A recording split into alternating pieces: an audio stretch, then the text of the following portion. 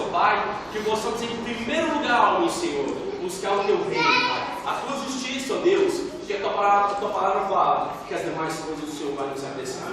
Em nome de Jesus, amém e amém. Aleluia. Ficar aqui essa criança à frente, nossa adolescente, presta adolescente devagar, com o papai e com a mamãe também, tá? Eu gosto de ficar orando pelas crianças e pelos pais, é importante a gente abençoar a família por completo, amém? O Senhor nos dá mais sabedoria para nós somos pais, mais calma para nós que somos pais também, sabemos educar nossas crianças com amor, com paz, com alegria. Mas você tem que estar sentado, estende as mãos para cá, amém? Vamos abençoar cada criança, cada pai. Eu também quero você dizer, Pai, quando nós vamos Jesus, Pai, quando na tua presença, Senhor, cada criança, Pai.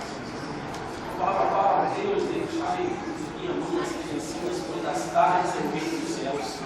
É a tua palavra que diz, ó Deus, em nome de Jesus. Nos ensina a tecer, ó Deus, das nossas crianças, Pai.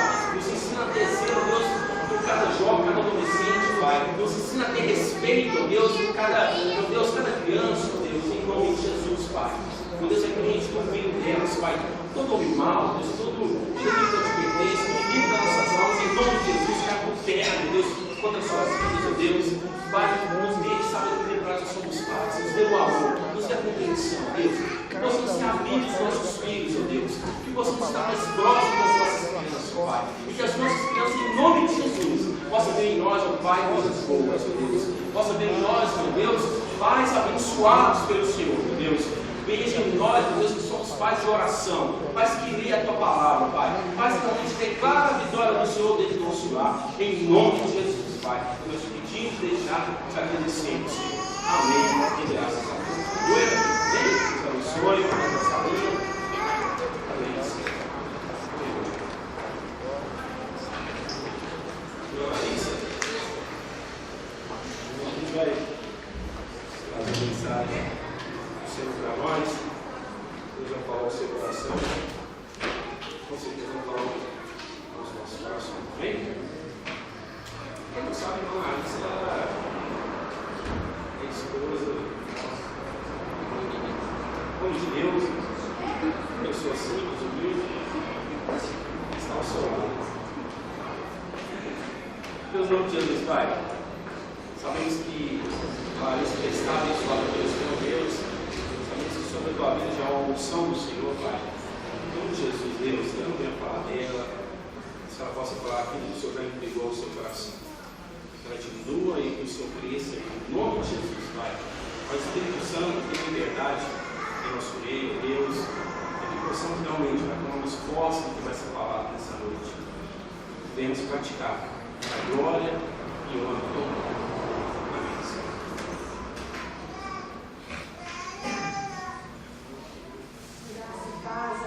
Amém? Amém.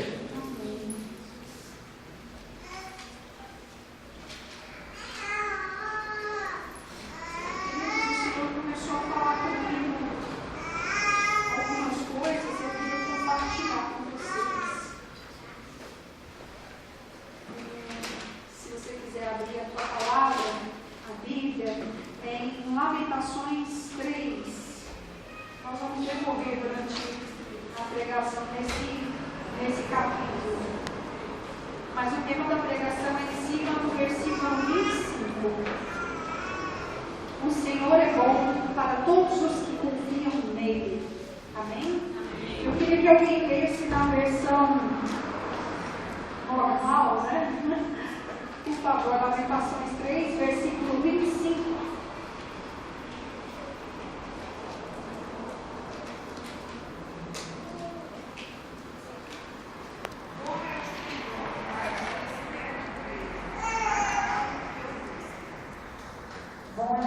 Para os que esperam nele, amém? Amém. Amado Deus, nós te agradecemos por esse dia, Senhor. Nós te agradecemos pelo dia do Senhor, Deus. Nós te agradecemos porque o Senhor nos escolheu para sermos teus, ó Deus. E que assim seja, que o Senhor cumpra, ó Deus, essa determinação sobre as nossas vidas. Que o Senhor cumpra, ó Deus, cada um dos teus projetos sobre a vida de cada um que está aqui. Eu queria te convidar agora, meu irmão. Põe a tua mão sobre a tua cabeça, porque você é autoridade sobre você mesmo, amém? Senhor, em nome de Jesus, aqueles que concordem sobre isso, que o Senhor repreenda toda a artimanha maligna para roubar a palavra do Senhor nessa noite. Que o Senhor ministre, ó Deus, na vida de cada um aqui, Senhor, a tua palavra. Repreenda, ó Deus, aquele que vem como um pássaro para colher, ó Deus, as palavras que foram lançadas. E que essa palavra que vai ser lançada hoje, Senhor, ela encontre pouso no coração de cada um aqui, Pai. Em nome de Jesus. Amém, Senhor. Amém. Amados, o tema que o Senhor me deu dessa pregação se chama Esperança em Meio à Tribulação. E acho que quase ninguém nunca passou por tribulação, né? Alguém aqui tem tribulação? Já passou por alguma ou está passando? Amado, se não passou ou está passando, só quero te dizer um pouco, vai passar. Não, né? Vai passar por alguma. E eu quis pesquisar o que é tribulação. Lá no Wikipedia, lá na internet, diz assim: tribulação, evento ou situação aborrecida, desagradável, aflição, tormento, adversidade. Ele decorreu uma frase assim: passou por numerosas tribulações, sensação de tristeza, de aborrecimento ocasionada por dissabor ou por algum desgosto, dor, infelicidade, amargura. Bem, como eu disse, todos nós já passamos por isso, né? Eu não sei, e às vezes eu nunca vou saber o que você está passando, porque muitas dessas aflições que nós temos podem ser algumas físicas, né? Quando nós passamos por doenças, podem ser aflições emocionais, podem ser de relacionamentos, né? Pode ser por falta mesmo, por necessidades, né? De diversas coisas, às vezes financeiras, mas tem algumas aflições que são internas e que às vezes é só você e o Senhor que vai saber disso. Às vezes você não chega a compartilhar algumas coisas, algumas dessas aflições com alguma pessoa, e eu não sei, mas o que eu quero te dizer é que o seu Senhor sabe. Quantos aqui creem no Senhor? Amém.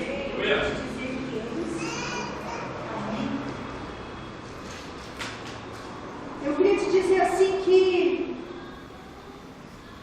eu só falo pelo que eu já passei, pelo que eu já aconteceu comigo. E eu já me peguei por inúmeras vezes, questionando o Senhor. Senhor, mas, tipo assim, logo agora, eu estou tão assim, certinha, né? Eu estou tão boazinha, né? Estou tão filhinha do papai. Por que agora? Acontece tudo, minha vida virou de perna para o ar. Por que virou essa aflição toda? Por quê? O que acontece? Por que acontece assim? Muitas pessoas, quando estão no mundo, elas não sentem essa angústia, essa aflição, principalmente espiritual, que às vezes nós temos aqui como filhos do Senhor. Concorda? E aí elas vêm para a igreja, se convertem, muitas vezes convertem em um lugar onde se prega muito, onde que venha para Jesus e Ele transformará a sua vida, e vai ser só glória, glória, vitória, vitória, vitória, e vai transformar a sua vida de uma vez por todas, e você nunca mais terá aflições, amados. A Bíblia diz: no mundo, mas porque Jesus venceu o mundo, Ele também padeceu as suas dores. Então, as pessoas às vezes se fraquejam diante de uma situação dessa, diante da tribulação, e olham e falam assim: mas Senhor, uai, não estou entendendo não. Disseram que ia melhorar, o trem ficou para pior. Eu já ouvi muitas pessoas dizerem isso, sabe? Muita coisa que eu virei crente, o trem ficou para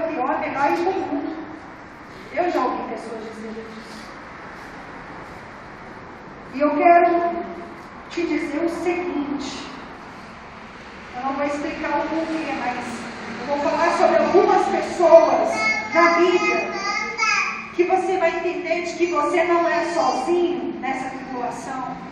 Junto com você existe uma nação de cristãos no mundo, espalhados pela terra, que também padecem, que também sofrem, que também passam por aflições.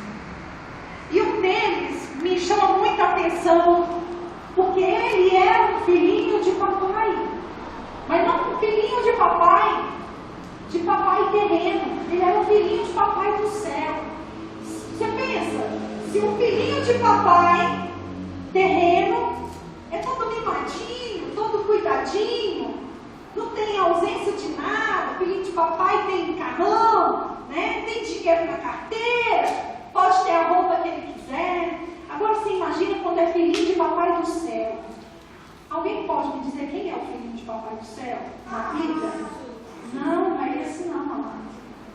Porque Jesus veio aqui bem padecendo mesmo, assim, como homem pobre. Mas filhinho de papai na Bíblia, eu vou te dizer quem é. Jó. Você olha para Jó e fala assim, ele era um filhinho de papai. O diabo fala isso para Deus. A Bíblia fala assim que o diabo estava percorrendo a terra e chegou diante do trono lá, ficou lá do lado de Deus assim, e Deus falou assim, vem cá, olha lá, vem cá você ver, tá vendo meu servo Jó? Tipo assim, meu filho, todas essas coisas ele procede virtuosamente, ele é um homem, não tem roubo algum nele. Ele falou, mãe, tipo assim, Senhor, fácil demais, filhinho de papai, ué. Não passou por nada nessa vida, só dá tudo para ele. Ele vai te desonrar por causa de quê? Ele é rico, ele tem saúde, tem uma mulher bonitona, os filhos dele é tudo abençoado, tudo, tem um monte de carro, tem um monte de não sei o quê. Por quê, Senhor? Ele vai te desonrar, agora toca nele, toca que eu quero ver se ele não vai te desonrar. E Deus vai dar fechado o negócio. Pode tocar, só não toca na vida dele, o resto você pode tocar em tudo. E a Bíblia diz que no mesmo dia Jó começou a perder tudo, perdeu todos os frutos, todo o gado. E aí começou só a lástima na vida dele, e doença. E as coisas foram ficando assim, fugiu. Só que no meio disso, amigos, a gente sabe a história. Jó não sabia, não. Jó não sabia que a vida dele ia ficar melhor. Ninguém falou nada para ele. No meio desse inteirinho aqui de tempo, ninguém nunca chegou para Jó, nenhum profeta, veio lá do meio do nada. Eis que te digo, tudo que tu passas vai passar. Tudo que você vive hoje, meu querido, Deus te dará em dobro lá na frente. Tudo que você perder. Foi silêncio total. Silêncio. Quantos aqui já tiveram silêncio do Senhor? Amados do Senhor. Chega, gela a espinha. Você fala, pronto. Com Deus vai, mas sem Deus não vai. E aí você acha de verdade que Deus te abandonou. Só que o que a Bíblia diz é que não. Nessa hora o Senhor está lá do seu ladinho. Ele está lá contigo. Só que não é hora dele falar nada. É uma prova contigo. E não é à toa, gente. Deus não tem prazer em ver você se afligir. Ah, que eu vou apertar ele. Não é essa, a obra de Deus não é essa. A palavra diz assim, que aquele que começou a boa obra de completada até o dia de Cristo. Esse é o fundamento de toda a sua aflição.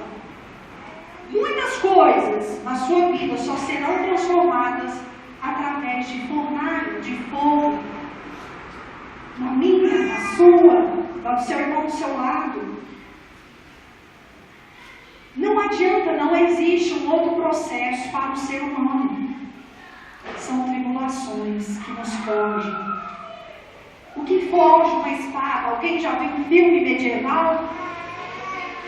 Eles pegam uma barra de ferro, um torete, né?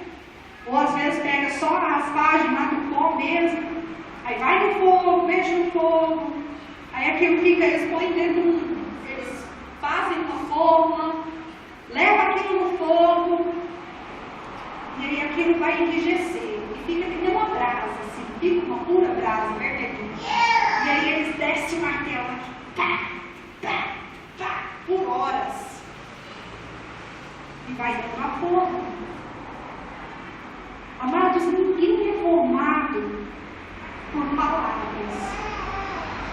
Deus formou o mundo todo com palavras. Mas na hora de fazer o homem, ele fez o homem. A Bíblia fala que ele pegou a mão, botou no barro e ele fez, ele moldou. E com o pecado você foi desmontado, você foi desestruturado. E agora é forjar de novo. Só que agora, amado, você já estava pronto. E fácil é construir, difícil é reformar uma casa. Quantos aqui já passaram por um lugar onde está se reformando? Ninguém nunca viu uma reforma? É mais fácil ou mais difícil? É mais difícil. Amados, vai tirar essa coluna aqui do lugar. Eu já vi uns negócios nos Estados Unidos que eles fazem que é espetacular, né? De reforma. Mas não é simplesmente chegar aqui, eu detesto essas colunas, amanhã eu vou derrubar todas elas. Existe um projeto. Existe muito esforço. Vai gastar, às vezes, muito mais material do que antes. Geralmente gasta muito mais do que na própria construção. Aqui, né, nosso pedreiro aqui, não é? Não é, João? Reforma é mais complicado do que construir. Não é? Então é por isso, amados, tem um fundamento. Daniel, vou passar para uma outra pessoa, senão as horas correm. Daniel, quem conhece a história de Daniel aqui, por favor? Senão eu vou decorrer de novo a história. Daniel. Daniel, para quem não sabe, era o cara mais sábio que tinha de todo Israel. Tem noção? Faz um concurso de sabedoria no Brasil. É o cara mais sábio do Brasil. Prêmio para ele? Não. Exílio. Foi levado cativo. Muitas pessoas olham a história de Daniel como se ele estivesse no status. Sim, ele foi colocado num lugar, digamos, menos pior. Mas ele era objeto. Ele era objeto do rei. Ele foi levado como exilado, foi levado, naquela época as guerras eram vencidas e eles pegavam toda aquela nação e carregavam como escravo. Quem assistiu os 300? Vocês viram isso? Que o rei da Pérsia lá, o rei Artaxerxes lá, né? Ele sai dizimando aquelas... Ou ele matava, ou ele carregava e fazia exército escravo. Era assim que acontecia. As guerras antigamente eram assim. E Daniel foi um exilado, foi levado para a Babilônia.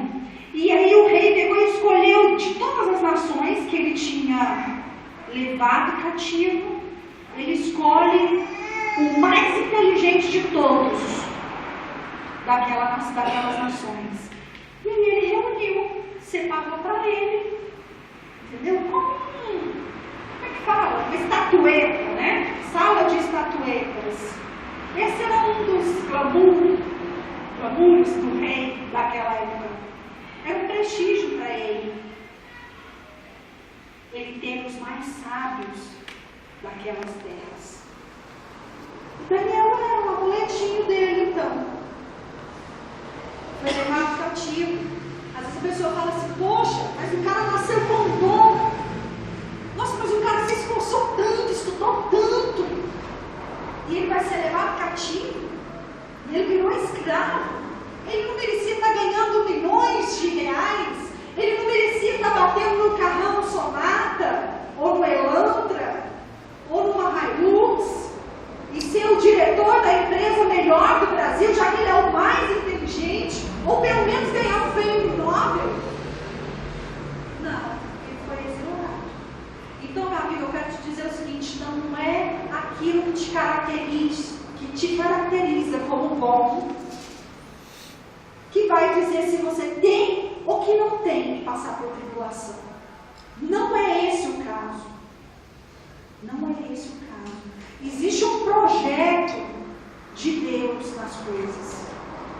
Pode ser um projeto da sua vida, pode ser um projeto nacional, como era o caso de Daniel. Deus não mede esforços. Se você tiver que passar por tribulação para que o projeto dele seja feito, amado, se posicione. Ele vai te usar. E Daniel, no meio da tribulação dele, como esse lado, porque às vezes você vai falar, mas ele estava no palácio, comendo lá as coisas gostosas do rei. Realmente você largaria a tua casa, a tua liberdade, falar assim, eu vou ali, ou eu vou ali, eu não vou agora, que eu não quero. E iria ser escravo agora, nesse mesmo momento, lá em Dubai, que é um povo rico mesmo. Lá do Sheik, você iria largar toda a tua autonomia própria e falar assim, a minha liberdade de ir ali agora ou de não ir, e falar assim, não, se você me colocar num posto legal e bater num carrão e não sei o que, eu vou te servir. Ninguém troca a liberdade. É muito difícil alguém trocar uma liberdade por conta desses tipos de bens. E Daniel foi levado nessas condições. É meio antagônico, né? Meio como é que fala? Controverso, contraditório, quando a gente vê uma questão dessa. Mas o melhor, ser colocado como escravo, foi Jeremias, um profeta de Deus. Pensa, né? O cara também, uma pessoa a quem Deus fala, não como Ele fala conosco às vezes, que eu sei que Deus fala contigo, meu irmão. Muitas vezes você vai estar tomando banho lá e Deus vai botar uma coisa dentro do seu coração e você vai falar, vai. Parece que esse negócio parece que quem está falando é Deus. E começa, não é, Lucas? Está lavando vasilha e Deus vai lá te mover uma coisa no seu coração e começa, você fala assim, olha, parece que eu estou sentindo um negócio diferente. E aí você começa a aprender que Deus fala contigo. Como profeta, Deus não fala desse jeito. Eu já ouvi pessoas falarem, até o nosso pastor é profeta de Deus. E Deus fala por detalhes, assim, assim, assim. Olha, sabe aquele lugar assim, assim, assim? Sabe aquele negócio assim, assim, assado? Agora você imagina um cara desse, profeta, que ouve Deus falar. Em que lugar nós imaginamos ele? Lugares altos.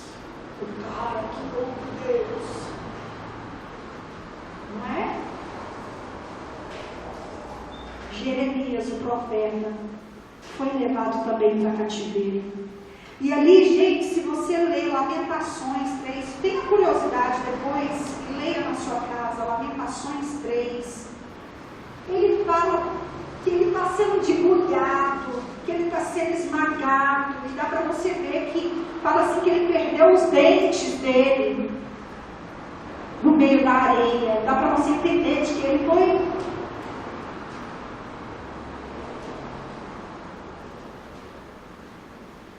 isso, profeta de Deus, foi passado por essas coisas. E ele descreve esse descontentamento dele da alma nesse capítulo 3 todo. Gente, eu só ler um pedacinho assim, ó. Eu sou aquele que sabe o que é sofrer os golpes da ira de Deus. Porque Deus estava punindo Israel quando deixou que Israel fosse levado cativo. Entendem isso? Mas ele ele não pecou contra Deus. Vocês estão entendendo o que eu estou falando? O povo pecou e Deus permitiu que o povo fosse levado cativo, mas ele continuava sendo povo de Deus. Ele continuava sendo íntegro e confiando em Deus e sendo boca de Deus aqui na terra. E mesmo assim, ele foi levado cativo. Aí ele fala assim, ele me levou para a escuridão, ele me fez andar por caminhos sem luz, com a sua mão me bateu muitas vezes o dia inteiro. Deus fez envelhecer a minha carne, a minha pele, e quebrou os meus ossos. Em volta de mim, ele construiu um muro de sofrimento e amargura. Deus amarrou-a com pesadas correntes, estou na prisão e não posso escapar. Quantos aqui já disseram palavras semelhantes a essas para Deus? Há momentos, amados, eu não sei se você já sentiu assim, mas que você pensa assim, que tipo assim, Deus, o Senhor está aí contra mim. Eu pensei que eu fosse, que tipo assim, que o Senhor estava a meu favor, mas eu estou entendendo pelo jeito que o negócio virou e o Senhor está aí contra mim. Eu não sei se você já perguntou isso para Deus. Eu já perguntei. E ele fala isso para Deus e começa a questionar o Senhor, até no versículo 17. Já não sei o que é mais, já não sei mais o que é paz e esqueci o que é felicidade. Tamanha a tristeza desse homem. Ele fala, não tenho muito tempo de vida e a minha esperança no Senhor acabou. Você tem noção do que é um homem de Deus, profeta de Deus, que ouve Deus dizer, a minha aflição é tanta que a minha esperança é o Senhor acabou. Só que ao mesmo tempo, no mesmo discurso, ele fala assim, eu me lembro da minha tristeza e de solidão, das amarguras e dos meus sofrimentos. Penso sempre nisso e fico abatido. Mas a esperança volta quando penso no seguinte: o amor do Senhor não se acaba, a sua bondade não tem fim. Esse amor e essa bondade são novos todas as manhãs. E como é grande a fidelidade do Senhor. Deus é tudo que tenho, por isso confio nele. O Senhor é bom para todos os que nele confiam. O melhor é ter esperança e aguardar em silêncio a ajuda do Senhor. E é bom que as pessoas aprendam a sofrer com paciência desde sua juventude. Quando Deus nos faz sofrer, devemos ficar sozinhos, pacientes e em silêncio. Devemos nos curvar humildes, pois ainda pode haver esperança. Quando somos ofendidos, não devemos reagir, mas sim suportar todos os insultos. O Senhor não rejeita ninguém para sempre. Ele pode fazer a gente sofrer, mas também tem compaixão, porque o seu amor é imenso. Não é por prazer que ele nos causa sofrimento ou dor. Deus sabe quando neste país os prisioneiros são massacrados sem compaixão. O Deus Altíssimo sabe quando são desrespeitados os direitos humanos que Ele mesmo nos deu. Aí prossegue mais coisas. É muito engraçado você ver o discurso dele falando tantas coisas, chegar ao ponto de falar, Senhor, é tanto sofrimento que parece que a minha esperança no Senhor está se indo, acabou. E aí de repente vem um ímpeto nele e fala, peraí, mas eu começo a ter esperança quando eu começo a me lembrar do Senhor, que o Senhor é por mim, que eu não tenho mais nada, mas eu tenho o Senhor. E quando Ele age, Ele é fiel. Eu estou querendo te dizer isso. A palavra que o Senhor me deu essa noite. para que você volte a ter esperança, mesmo em tempos de tribulações. Mesmo no período de dificuldade, ore para o seu Senhor.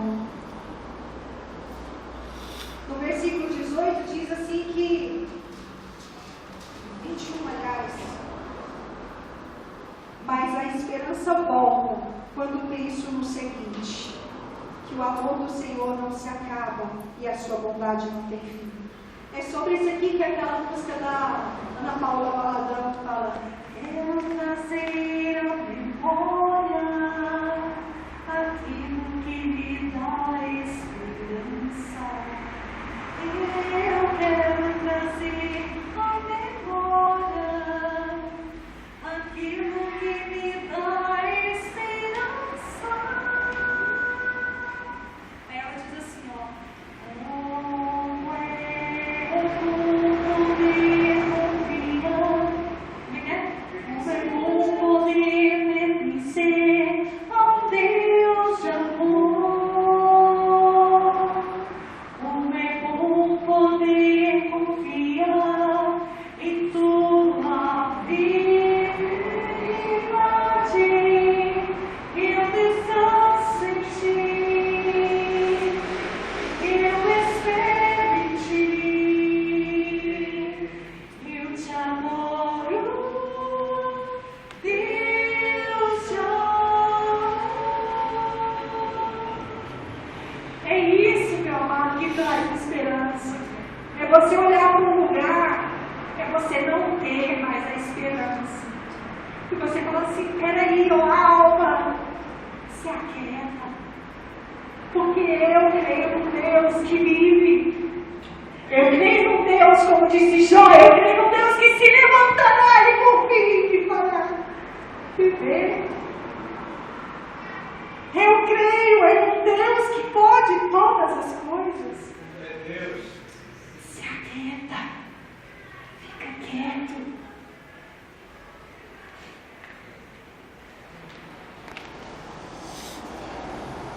A música do Kleber Lucas também, que diz a continuidade desse versículo, que fala assim: as misericórdias do Senhor são a causa de não sermos consumidos, porque as suas misericórdias não têm fim, renovam-se cada manhã. No versículo 21 ao 23, diz isso. Aquela música bem famosa dele, né? As misericórdias do Senhor são a causa de não sermos consumidos, porque as suas misericórdias não têm fim, renovam-se cada manhã. Aleluia. Traga à sua memória aquilo que te traz esperança. Memória é a capacidade de adquirir ou armazenar, recuperar informações disponíveis, seja internamente no cérebro, seja externamente em dispositivos artificiais. Por exemplo, o celular tem memória, o computador tem memória artificial, ela armazena alguma coisa. E você tem um cérebro que Deus te deu, dotado de memória. E Deus quer que você se lembre das coisas que trazem esperança. Para de ficar pensando e olhando. Às vezes a gente olha só no problema, só naquela. Quando você está no meio de um problema, parece que você só tem aquilo e você não consegue enxergar outras coisas. Sobe na escada, vai para um lugar alto, vai para o lugar dos pés do Senhor, o lugar mais alto que eu posso ir, né? Com os seus pés. É o que diz a palavra. E essa memória, a palavra diz assim, lá em Deuteronômio 5:15, diz que o sábado seria um memorial, quer dizer, algo para trazer a memória. Um dia para se lembrar que Deus os livrou da escravidão do Egito.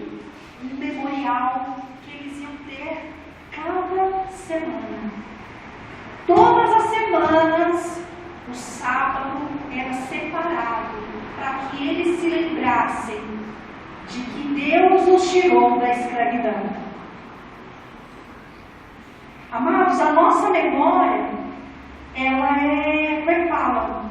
Se você for estudar sobre o cérebro, o Marcelo fez até um curso, né, Marcelo, de gravar algumas coisas assim, pastor, e se você for estudar sobre isso, você vai ver que coisas repetitivas, né, que você faz, que você aprende, vai para um lado do cérebro, e aquilo fica arquivado. Às vezes a pessoa perde a memória, acidenta, perde a memória, mas ele não parou de aprender a andar, ele não parou de aprender a andar de bicicleta, ele não parou de mexer, tocar piano, porque aquilo foi para um lado do cérebro onde ele guardou. Só que tem outras coisas, fatos, coisas, pessoas, que ficam no outro lado do cérebro, arquivado. E aqueles você precisa de trazer na memória. Sabe aquele amigo que você conheceu quando você tinha 5 anos de idade? E que deve fazer uns 20 e tantos anos que você não vê mais? E aí na hora que você vê ele, você fala assim, meu Deus, eu conheço, mas eu não sei aonde, eu não sei onde, eu não sei por quê. Porque o cérebro é uma coisa que tem que ser lembrada, tem que ser trabalhada. E essa parte dessas coisas que trazem esperança à alma, ela é movida por momentos. Tanto é que você se aflige num dia, no outro dia você está bem. Por isso o Senhor diz, traz à memória aquilo que te dá esperança. É o que Jeremias nos ensina. Ele estava lá, brigando, debatendo consigo mesmo, falando que ele estava perdido, e de repente ele lembra, opa, peraí, você é servo do Senhor. Deus nos deixou vários memoriais. Ele deixou para o povo de Israel, que era o sábado, deixou a Páscoa para eles, que também era um momento anual que eles tinham para demarcar e para lembrar que o Senhor os tinha tirado do cativeiro do Egito. Naquele dia eles comiam ervas amargas. Quem aqui já comeu boldo? É gostoso comer boldo, não é? É uma delícia. Sabe para que eles tinham que comer ervas amargas? Para lembrar que aquilo não era ruim demais. E isso era por perpétuo. Até hoje eles celebram Páscoa para lembrar do cativeiro. Quer dizer, se foram pessoas que celebram Páscoa, sendo que eles não estavam lá no Egito. Eles nem sabem o que foi o Egito, nem o que eles passaram lá. Mas o Senhor mandou que fizesse um memorial para que se lembrasse, para você não voltar para lá. Lembra de onde eu te tirei? Mas olha só, por que você está falando essas coisas? Porque o Senhor um dia te libertou. O Senhor um dia me libertou de uma escravidão. E isso não pode ir para o esquecimento. Ele tem que ser lembrado. Você tem que criar um memorial diário, para que você se lembre do Senhor, daquilo que o Senhor fez na sua vida. E esse memorial, ele deixou, sabe quando? Na celebração da ceia. Lá, pelo que eu entendo, não vou afirmar que é, mas foi a minha pequenez aqui, de ler lá. Hoje a gente celebra um memorial mensal, não é isso? A gente faz a ceia uma vez por mês. Só que quando você vê Paulo falando com as pessoas lá sobre a ceia, lê para mim alguém, 1 Coríntios 11,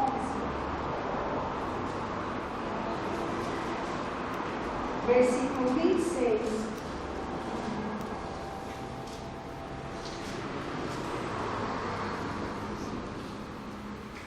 Porque todas as vezes que comerdes este pão e beberdes este cálice, anunciais a morte do Senhor até que ele venha.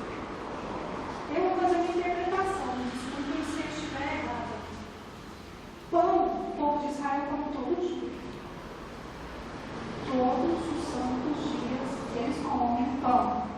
E vinho também, porque é prática deles, é hábito deles. Mas eu vou interpretar assim,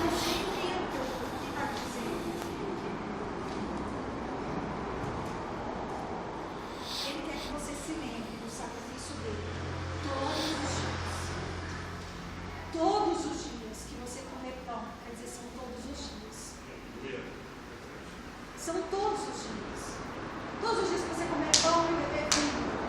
Quer dizer, aqui no Brasil, seria todos os dias que você comer arroz e feijão. Lembra do seu Senhor. Lembra do sacrifício que Jesus fez na cruz. Porque isso tem que ser um memorial todos os dias. Porque o dia que você não se lembrar disso, você vai fraquejar. Você vai começar a se questionar sobre os problemas. Lembre-se do que ele fez, do sacrifício. Muitas vezes a gente ouve pregação em que se fala assim que Deus lançou os pecados aonde? Nem existe essa palavra lá eu li e procurei na internet, e aí até há muitos, muito depoimento a respeito disso. Não existe exatamente essa palavra, fala que ele vai lançar no profundo do mar os seus pecados, e ele já não se lembra mais. Isso está em Miqueias 7, 18 e 19, se alguém quiser guardar para ler, em casa pode ler. Porém, muitas pessoas querem fazer o papel de Deus nesse caso, e querem esquecer o passado. E o passado, no nosso caso, não é para ser esquecido. Você olha para ele e vê a lástima que era aquilo e dá glória a Deus para você prosseguir. É o norte da sua vida, é o seu passado, não se engane. Não se engane, porque o dia que o Carlinhos esquecer do dia de como foi a vida dele, o dia que ele esquecer daquilo, ele volta para lá. Entende o que eu estou dizendo? É igual criança, se ela esquecer que a tomada da choca, o que ela faz? Ela enfia o dedo lá dentro. Não se esqueça da onde o Senhor te tirou. Não se esqueça de como você estava sujo, fétido, machucado, ferido. De como ele te restaurou de volta. Não se esqueça.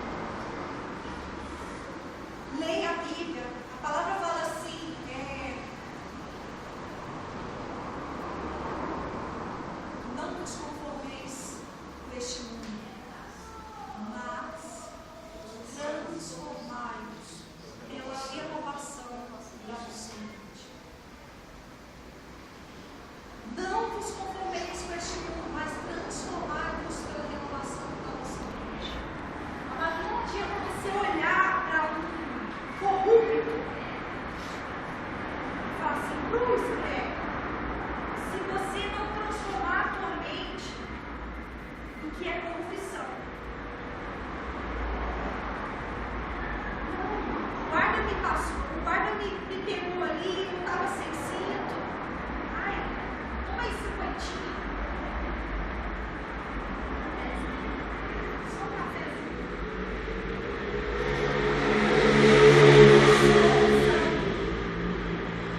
Não são só políticos que fazem corrupção. A corrupção está dentro do coração do homem.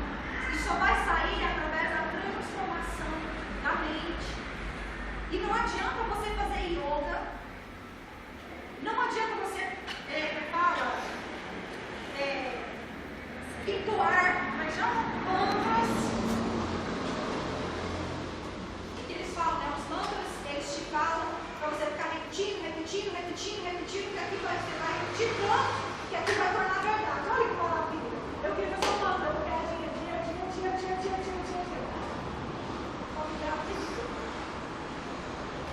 Não é assim. A Bíblia nos ensina e ela renova a nossa alma e o nosso espírito. E é através disso que a palavra nos diz: transformar-nos pela renovação da nossa mente. Traz à memória aquilo que te dá esperança. A palavra diz assim: não desista, viu? Porque às vezes a palavra, né, é choque. Está falando assim uma coisa que às vezes é pesado, às vezes olhar assim. Mas a palavra diz assim que tudo coopera para o bem daqueles que amam a Deus. E existem algumas situações que você fala assim, mas isso não foi Deus. Não, amado, não foi Deus. Foi o seu irmão lá do lado, seu amigo de trabalho mesmo, que puxou para frente. Foi ele mesmo. Foi a má índole dele mesmo. Mas a palavra diz que tudo coopera para o bem daqueles que amam a Deus, que amam segundo o seu propósito. Aí vai agora de você com Deus, como é que é a tua vida? Porque se você anda debaixo do segundo propósito do Senhor, isso vai tornar glória para a sua vida. Vai tornar para o seu bem. Porque é garantida a palavra e Deus não mente. Deus não mente. Eu não sei como, mas Ele torna tudo para o seu bem. Até as aflições, as angústias, as mortes, as desavenças, as tribulações, as perdas, as conquistas e tudo. É tudo.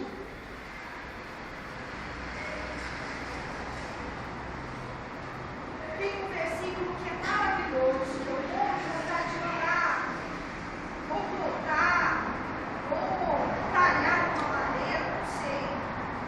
Filipenses 4:8.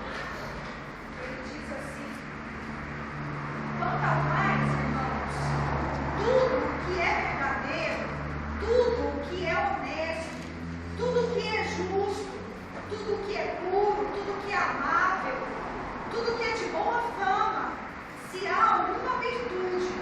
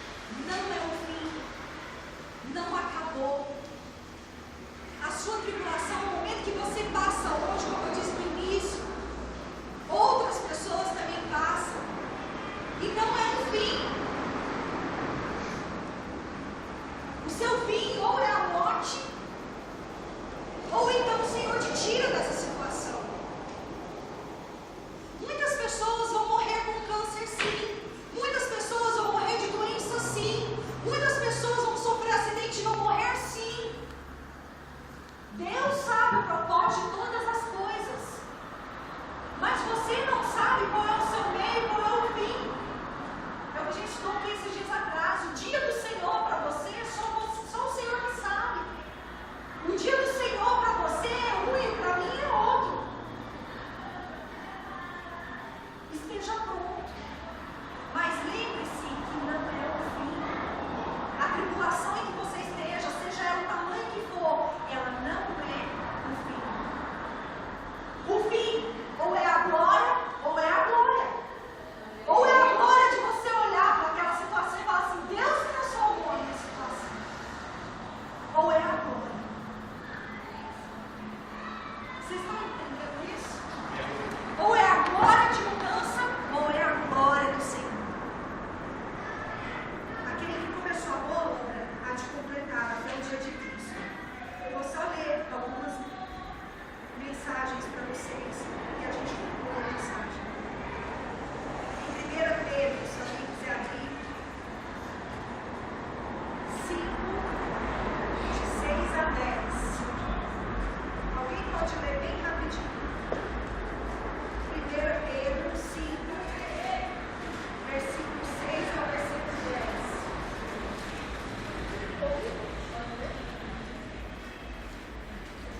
Pode. Contanto, contempem-se com o que são e não inclinem o nariz. Pode ler a versão. A mão de Deus é forte, está sobre vocês. Ele os exaltará com sucesso. Vivam livres de preocupação na presença de Deus. Ele toma conta de vocês. Tenham uma mente tranquila, mas estejam sempre atentos. O diabo está querendo atacar e não quer outra coisa senão apoiar vocês desprevenidos. Não abaixem a guarda. Vocês não são os únicos a enfrentar momentos difíceis. Acontece o mesmo com muitos cristãos ao redor do mundo.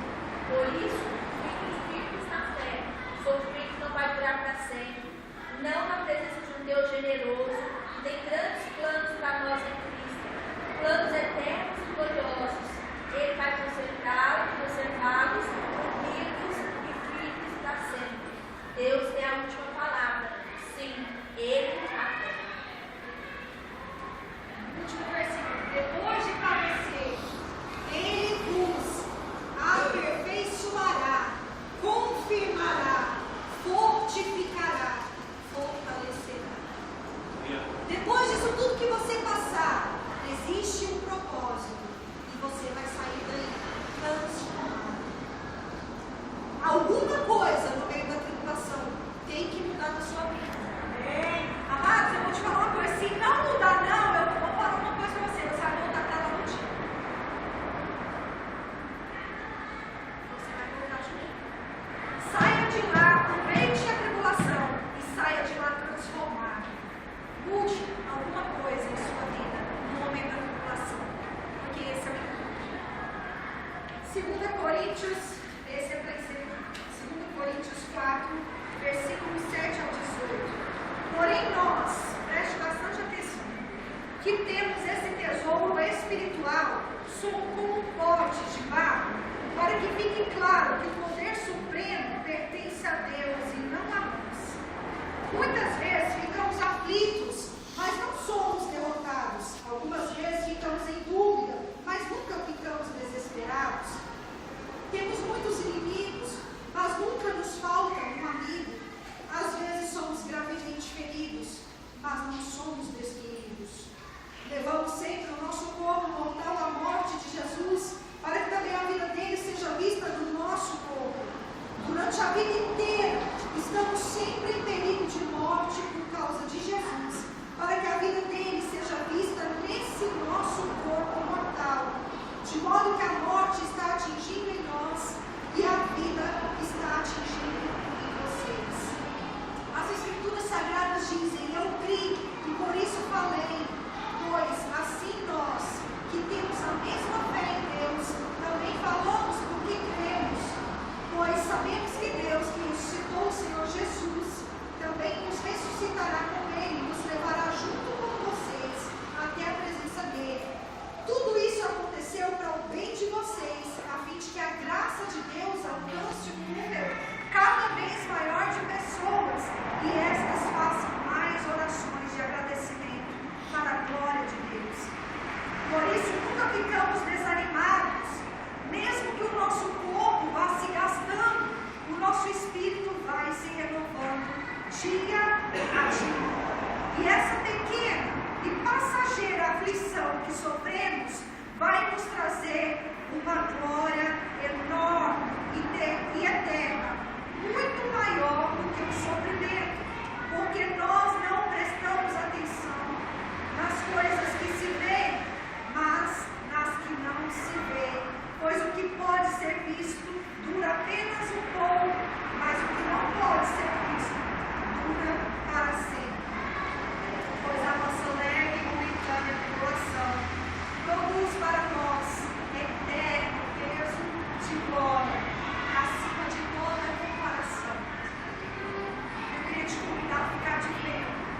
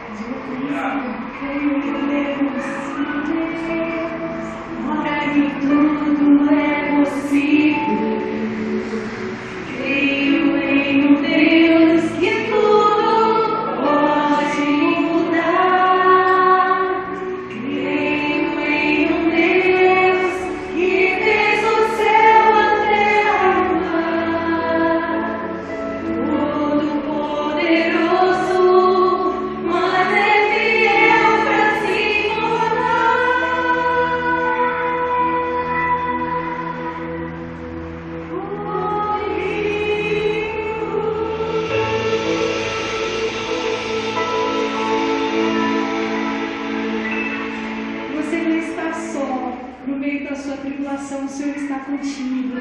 E Ele se importa sim com cada detalhe. E o prazer dele, não pense que é te ver no meio dessa tribulação, mas o prazer dele é te ver restaurado após a tribulação e você sair aprovado. Amém? Eu vou orar contigo. Senhor amado, nós te glorificamos, Senhor, porque sabemos que Tu és um Deus fiel, que não deixa o Teu povo à mercê, Senhor, mas que cuida de nós. Mesmo, ó Deus, nós sabemos que no meio da luta, no meio da tribulação, Tu estás conosco, mesmo no silêncio, nós sabemos que Tu és presente, Senhor. E o Senhor se importa sim conosco, se importa sim com os nossos sonhos, se importa sim com a nossa saúde, se importa sim com as nossas necessidades, Senhor. E por isso nós te louvamos. E nós queremos dizer nessa noite que ainda, ó Deus, que seja a nossa carne, ó Deus, vá contra o nosso espírito e diga que o Senhor não está conosco. Nós cremos que Tu estás, Senhor, que o Senhor é conosco em todo o tempo, porque é promessa do Senhor que o Senhor estaria conosco todos os dias até a consumação dos séculos. E nós te louvamos, ó Deus, por isso. Nós te louvamos, Senhor. Amém. E amém.